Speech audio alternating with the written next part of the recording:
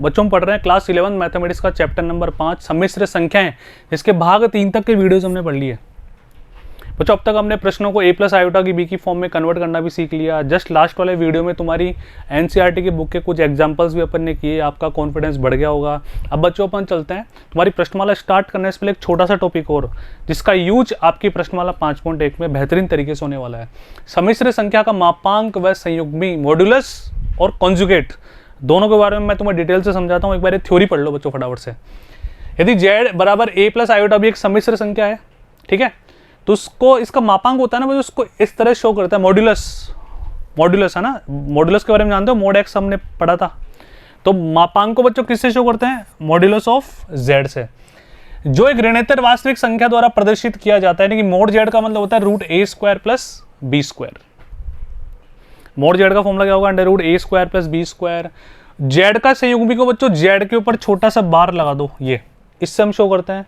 संयुग्मी मैंने तुम्हें कल भी बताया था, जैसे मान लो कि z हमारे पास a प्लस आयोटा b है, तो z का बार यानी कि संयुग्मी क्या होगा? a minus iota b। कहने का मतलब आयोटा के गुणांक का साइन हमें चेंज करना है। यदि आयोटा का गुणांक माइनस में तो प्लस में करना है, प्लस में तो माइनस में करना है। जैसे देखो, कंफ्यूज बिल्कुल मत होना, माइनस आयोटा प्लस 1, इसका संयुग्मी क्या होगा? प्लस आयोटा प्लस 1, यानी कि जो आयोटा का गुणांक है ना, उसका साइन चेंज करना होता है बस, ठीक है। चलो तो अब ध्यान से देखो, उदाहरण के लिए 3 प्लस आयोटा का मोड, तो a का मतलब 3 है और b का मतलब 1 है, तो root a square plus B square. a का मतलब 2 है, b का मतलब 5 है, a square plus B square. अब मैंने 5 ही क्यों बोला, -5 क्यों नहीं बोला? क्योंकि मुझे पता है स्क्वायर तो करेंगे, ठीक है। रूट 29 आ गया। 3 प्लस आयोटा के ऊपर बार लगा दिया, मतलब z के ऊपर बार है, कॉन्जुगेट है, तो आयोटा का कोफिशिएंट का साइन चेंज कर दिया। यहाँ पे 2, देखो ये 2 प्लस 5 आयोटा है ना, यहाँ पे सही कर लो, 2 माइनस 5 आयोटा होगा इसका संयुग्मी। -3 आयोटा -5, केवल आयोटा के गुणांक का साइन चेंज करना है। केवल माइनस का 3 है ना, प्लस का 3 हो जाएगा, और माइनस का 5 जैसे कैसे रहेगा। तो छोटी छोटी बातें हैं ना, ठीक है। अभी इधर आओ बच्चों, यहाँ से एक रिजल्ट हम निकालते हैं, ध्यान से देखो। ऋणात्मक सम्मिश्र संख्या z का गुणात्मक प्रतिलोम। बच्चों गुणात्मक प्रतिलोम ये थोड़ा सही लिखा हुआ नहीं है, z की पावर -1 है। यदि z हमारे पास a प्लस आयोटा b है, तो z की पावर -1 क्या होगा? 1/z, यानी कि 1/a प्लस आयोटा b। ध्यान से समझना ये लिखा हुआ क्या है। और हमें पता है नीचे आयोटा का भी स्टैंडर्ड बिल्कुल नहीं माना जाता। हम बचपन से किससे मल्टीप्लाई करते आ रहे हैं? संयुग्मी से। ये लो, इसको संयुग्मी से गुणा हुआ भाग हमने किया, तो जो ऊपर आ गया a माइनस आयोटा b, और नीचे आ गया a स्क्वायर। a स्क्वायर के बाद आएगा minus B square iota square, तो आयोटा स्क्वायर कितना होता है? -1, तो प्लस का बी स्क्वायर। और यदि इनको अलग अलग हम करते हैं तो बच्चों अलग अलग करने पर ये वाली वैल्यू हमारे पास प्राप्त होती है। देखो a square B square, a/a square B square, plus iota b को माइनस b को अंदर ले गया, -b/a स्क्वायर बी स्क्वायर। अब इससे क्या शो हो रहा है तुम्हें पता है? ध्यान से देखना, ये फाइनल ये वाली वैल्यू बनी बच्चों हमारे पास। ये क्या होता है? ये तो मोड z होता है। अरे होता है नहीं होता? Modulus of z। Sir modulus of z तो नहीं होता, अंडर रूट लगाना पड़ेगा। तो एक काम करो ना, इसके स्क्वायर लगा दो तो नीचे तो मॉड्यूलस ऑफ z का स्क्वायर हो गया। ऊपर देखो ये z का बार ही तो है, अरे है कि नहीं है? तो फाइनल z की गुणात्मक प्रतिलोम कैसे भी शो करते हैं? z के ऊपर बार अपॉन मॉड z का स्क्वायर। ये लीजिए, ये तो बोलना चाह रहे हैं। अर्थात बच्चों ये क्या है? देखो z की पावर -1 है, तो z की पावर -1 को मोड z से मल्टीप्लाई करेंगे तो ये किसके बराबर आ जाएगा? ध्यान से देखना, z का बार किसके बराबर होता है? z inverse multiply mode z का स्क्वायर। ऐसे भी तुम इसको लिख सकते हो, है ना। अब यहाँ पे देखो बच्चों, ये z का स्क्वायर है ना, इसने केवल z के स्क्वायर को किसके बराबर किया? z into z inverse. ये गलत लिखा हुआ है, इसको सही कर लेना।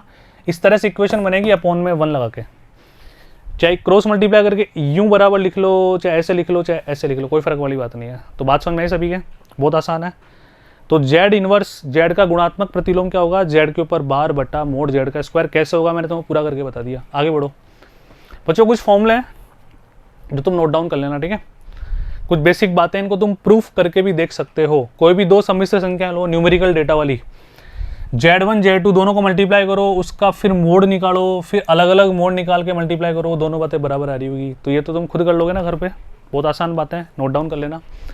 मैं उदाहरण के माध्यम से तुम्हें समझाता हूँ बच्चों। मापांक सॉरी गुणात्मक प्रतिलोम, तो z अगर 2 - 3 आयोटा है तो गुणात्मक प्रतिलोम ये होगा 1/z, ये क्या हो जाएगा 1/2 - 3 आयोटा।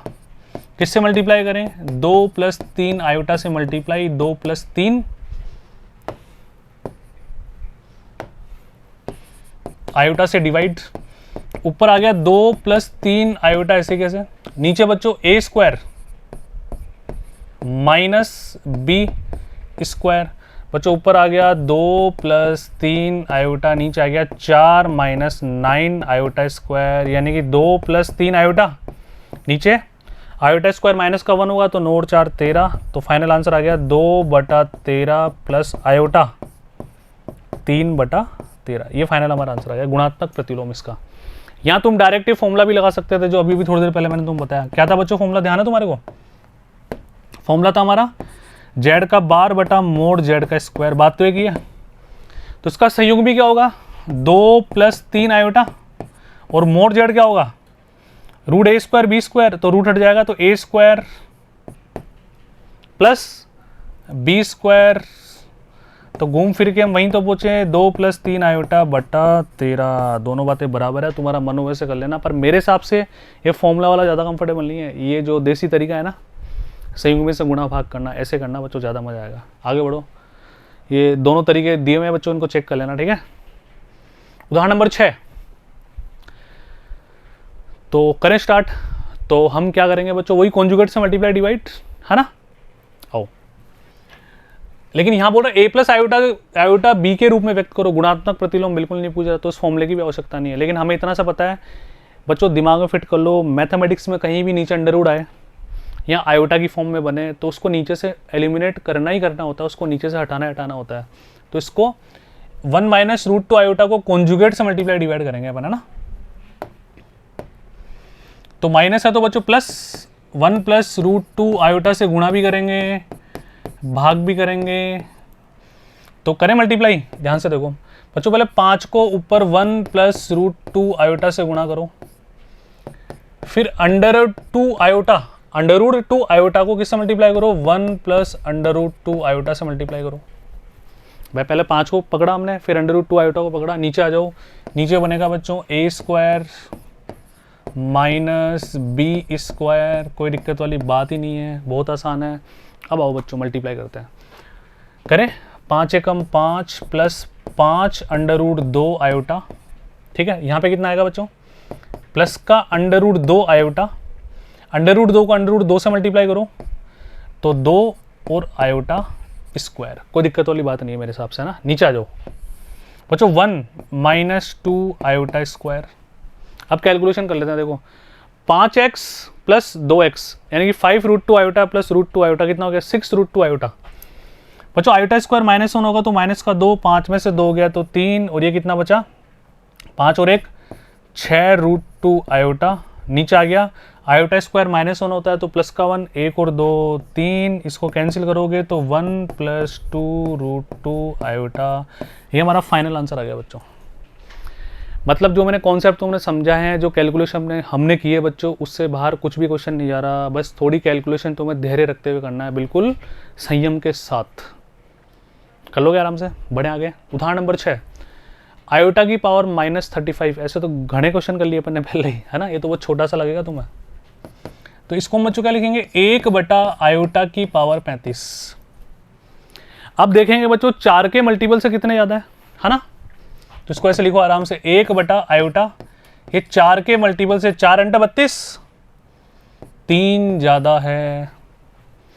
4 के मल्टीपल से 3 ज़्यादा होने का मतलब आयोटा क्यूब का मान आएगा, तो 1 आयोटा क्यूब 1 - आयोटा। अब तो याद ही होगा बच्चों, यदि आप वीडियो बिल्कुल सीक्वेंस से देख रहे हैं ना तो बिल्कुल मजा आएगा आपको, लेकिन आप डायरेक्ट वीडियो स्किप कर करके देख रहे हैं, कोई बच्चा डायरेक्ट ये वाला वीडियो देख रहा है तो उसको ज़्यादा मज़ा नहीं आने वाला। मैथमेटिक्स लिंक्ड होती है बच्चों, जीके नहीं है कि जहाँ से पढ़ना शुरू करेंगे वहीं से समझ में आ जाएगा। इसको बिल्कुल ए से पढ़ना पड़ता है ना, तब जाके मज़ा आता है। अब मैंने बताया था बच्चों तुम्हें 1 आयोटा की वैल्यू होती है माइनस आयोटा, और 1 आयोटा की वैल्यू होती है प्लस का आयोटा। या तो डायरेक्ट लिख दो, लेकिन हमें वही पूरा माहौल बना के करना है। आयोटा से मल्टीप्लाई, आयोटा से डिवाइड, ऊपर आ गया आयोटा, नीचे माइनस आयोटा स्क्वायर, चूंकि हम जानते हैं कि आयोटा स्क्वायर की वैल्यू माइनस की 1 होती है, माइनस माइनस प्लस, और फाइनल आंसर आ गया आयोटा। ये लीजिए, बात समझ में आई? तो जितने भी कॉन्सेप्ट और एग्जाम्पल मैंने तुम अब तक पढ़ा दिए, ये सारी बातें तुम्हें 5.1 में बिल्कुल मज़ा दिलाएगी। तो सभी से विनती है, अगली वीडियो में 5.1 हम करते हैं, उससे पहले आप सभी 5.1 के सभी प्रश्नों को ट्राई करो। मेरी गारंटी है दी, अब तक के सारे वीडियो सीक्वेंस से देख रहे हैं, पेन को भी चला रहे हैं साथ साथ में, पेन को भी साथ में चलाना है। मैथमेटिक्स को केवल देखना और रीड करना नहीं होता, पेन चलाना होता है। अगर आप पेन नहीं चला रहे तो अपने आप को धोखा दे रहे हो, इस बात का ध्यान रखना। एग्जाम में क्वेश्चन हो नहीं पाएंगे। कई बार आसान प्रश्नों में भी ऐसा लगता है यार हो जाएगा क्या है, तो ऐसे ऐसे। जब तक पेन चला के नहीं करोगे तब तक एग्जाम में क्वेश्चन होगा नहीं, वो चाहे आसान हो चाहे टफ हो। ठीक है, तो यहाँ तक की प्रैक्टिस कर लो। 5.1 के वीडियोस तुम्हें नहीं देखने, कब तक? जब तक तुम पहले ट्राई नहीं कर लो। ट्राई करो, गलत सलत जैसा भी तुमसे होता है ट्राई करो, लेकिन मुझे पता है बिल्कुल सही प्रश्न होंगे तुम्हारे से, यदि आप अब तक के वीडियो ढंग से, नियत से, दिल से देख रहे हैं तो प्लीज़ ट्राई करें। उसके बाद आप वीडियो अपने संतुष्टिकरण के लिए देखना। मिलते हैं बच्चों, धन्यवाद।